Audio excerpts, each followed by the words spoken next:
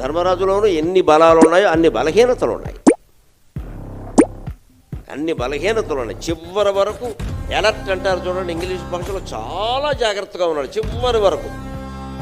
అసలు ఇప్పుడు ఇవాళ పరీక్షా విధానంలో చూడండి, కొన్ని పరీక్షల్లో నెగిటివ్ మార్కింగ్ ఉంటుంది.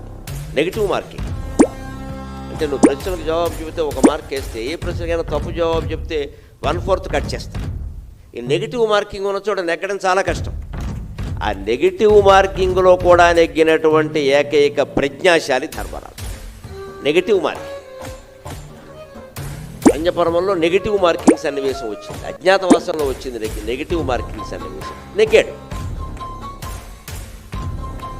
నెగ్గిన వాడిని నెగ్గినట్టున్నాడు. ఆ చిట్ట చివర ఒక పతాక సన్నివేశం వచ్చేసరికి ధైర్యం, అది సహనం కోల్పోయాడు. ఒక్క దెబ్బ పాచికెట్టు కొట్టాడు విరాటరాజు, నెత్తురు గారిపోయింది కదా. ఇంకొక 2 నిమిషాలు ఓపిక పడితే అయిపోయింది.